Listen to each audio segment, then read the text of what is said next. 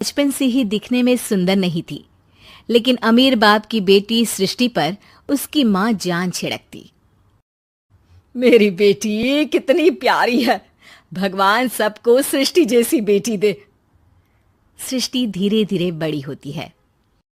एक दिन सृष्टि की सहेली कहती है, तू दिखने में कितनी अजीब सी है, लेकिन मैं जानती हूँ हम सब में सबसे अच्छी शादी तो तेरी ही होगी। तेरे पापा अमीर जो हैं। और बता नहीं सकते यार, दहेज तो हर कोई देता है, ये क्या ज्यादा ले जाएगी अपने पति के लिए? अरे बड़े शहर में कोठी है इसके पापा की। अरे पापा की है ना, कौन सी इसकी है? इसकी होती तब तो कोई भी लड़का इससे शादी कर लेता।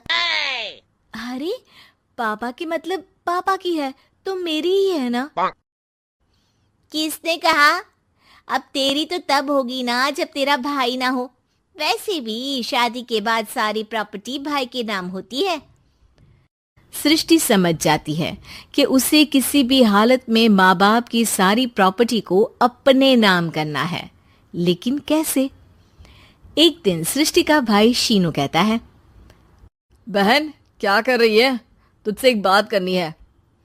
अरे हाँ हाँ करना, मैं तो तेरी बहन हूँ। बहन मेरी लाइफ में ना एक लड़की है, बहुत अच्छी है। मैं सोच रहा हूँ माँ और पापा से बात करूँ शादी के लिए। सृष्टि को समझ में आ जाता है कि भाई की शादी होते ही भाभी उसे एक दिन भी घर में बर्दाश्त नहीं करेगी। क्या बात है भाई, बताना कौन है वो? यार वो बहुत अच्छी लड़की है, पढ़ी लिखी है, मेरे साथ जॉब भी करती है। बस एक प्रॉब्लम है। प्रॉब्लम? क्या प्रॉब्लम है भाई? यार वो शादीशुदा है, लेकिन उसके पति ने उसे सिर्फ इसलिए छोड़ दिया क्योंकि उसके माँ बाप दहेज नहीं दे पाए। सृष्टि ये सुनकर न जाने क्यों खुश हो जाती है। अरे भाई तो क्या हुआ, लड़की तुझे तो पसंद है ना?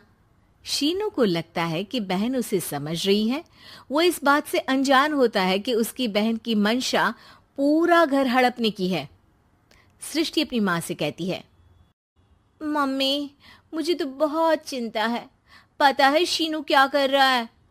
अरे क्या कर रहा है? वो तो काम पर जाता है और वापस घर आता है। नहीं ना माँ, वो यही तो नहीं कर रहा, बाकी सब कर रहा है। आपको पता है उससे प्यार है, और वो भी एक शादीशुदा लड़की से। ये क्या हो गया? मैं सोसाइटी में क्या मुंह दिखाऊंगी? अरे तेरे पापा तो यही कहेंगे कि मैंने ही उसे बिगाड़ दिया है। माँ देखो, मेरी बात मानो, पापा पर भी विश्वास करने की जरूरत नहीं है। अब आप ही बताओ, पापा इतनी देर घर के बाहर रहते हैं क्यों? बोलो। अरे बेटा वो तो नौकरी करते हैं ना। तू बहुत भोली है माँ। पापा का ऑफिस तो 7 बजे खत्म हो जाता है, लेकिन देखो कितनी देर से आते हैं। अरे नहीं नहीं बेटा, ऐसी कोई बात नहीं है। सृष्टि माँ को एक औरत से बात करते पिता की फोटो दिखाती है। देखो माँ कैसे हैं पापा, मैं ना कहती थी कि पापा सही नहीं है। मैं तेरे पापा से बात करूंगी, दे फोटो मुझे। ओ माँ, वो तो डिलीट हो गई। लेकिन चल, तूने तो देख लिया ना। पापा से बाद में बात कर लेना, और हाँ मेरा नाम बिल्कुल मत लेना। हाँ माँ। अब क्या था, सृष्टि के माँ और पिता के बीच झगड़ा होना शुरू हो जाता है। सृष्टि के मन में क्या चल रहा था कोई नहीं जानता था। एक दिन, माँ सृष्टि के लिए एक लड़का देखा है, वो लोग शाम को उसे देखने आने वाले हैं। और हाँ माँ, एक खुशखबरी, मैं और पापा मिलकर एक नया बिजनेस ट्राई कर रहे हैं। शाम को लड़का आता है, सांवले रंग का। सृष्टि को तो बिल्कुल भी पसंद नहीं आता। लड़की की माँ कहती है, लड़की का चेहरा तो कोई खास नहीं, लेकिन अगर मेरे बेटे को आप लोग सेटल कर दें तो मैं उसकी शादी आपकी बेटी से करवा दूं। सृष्टि को लड़का बिल्कुल पसंद नहीं था। उसे भाई पर गुस्सा आ जाता है। लड़के वालों के जाने के बाद कहती है, माँ देखा शीनू मेरे लिए कैसा लड़का लेकर आया, न दिखाने लायक न सुनने लायक, सेटल भी नहीं, वो भी हम करे। अरे माँ, मैं जानती हूँ ये मेरी शादी किसी भी घर में क्यों करवाना चाहता है। अरे कैसी बात कर रही है बहन, तूने तो देखा ना, लड़के को मैंने ही मना कर दिया तुझसे शादी के लिए। जिसने लड़का बताया था उसने उसकी बहुत तारीफ की थी। बात आई गई हो जाती है, लेकिन सृष्टि का मन शांत नहीं होता। क्या करूँ, कुछ समझ में नहीं आ रहा। मेरी शादी हो गई तो ये लोग पूरी प्रॉपर्टी शीनू के नाम कर देंगे, मेरे हाथ तो कुछ लगेगा ही नहीं। तभी सृष्टि को आइडिया आता है। वो किसी वकील को फोन करती है। जी देखिए, अगर आपके मम्मी पापा का तलाक हो जाता है तो आपके पिता की आधी प्रॉपर्टी आपकी माँ के नाम हो जाएगी, फिर उसे वो किसी को भी दे सकती है। सृष्टि अब माँ को बेटे के खिलाफ भरती है। माँ, शीनू पर नजर रखा करो, वो जिस लड़की के प्यार में है ना, वो शादीशुदा है। यहाँ आएगी, सारा पैसा, रुपया, जमीन, जायदाद सब हड़प लेगी। पापा का भी हाल तुमसे छुपा नहीं है। ऐसा ना हो कि मैं और आप एक दिन सड़क पर भीख मांगे। हे भगवान, मैं तो जीते जी मर जाऊंगी अगर ऐसा हो गया तो। ऐसा हो गया नहीं माँ, ऐसा ही होगा। अभी समय है, आगे का सोच लो। मैं तो कहती हूँ पापा से आधी प्रॉपर्टी लेकर अलग हो जाओ।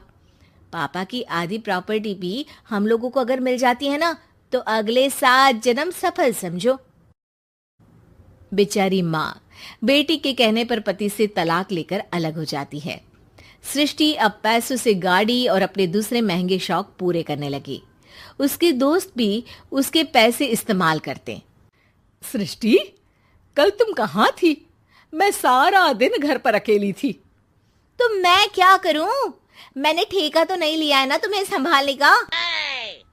माँ को सृष्टि से ये उम्मीद नहीं थी। वो बैठकर रोने लगती है। वहीं उसका पति यानी कि सृष्टि के पिता आ जाते हैं। मैं जानता था कि तुम्हारा यही हाल होगा, तो आपने मुझे रोका क्यों नहीं? मैं रोकता तो तुम रुकती क्या? सृष्टि के कहने पर तुमने मुझ पर अपने बेटे पर शक किया, लेकिन तुम ये भूल गई कि कैसे हम दोनों ने मिलकर जीवन में इतना सब खड़ा किया। माँ पति के गले लग जाती है।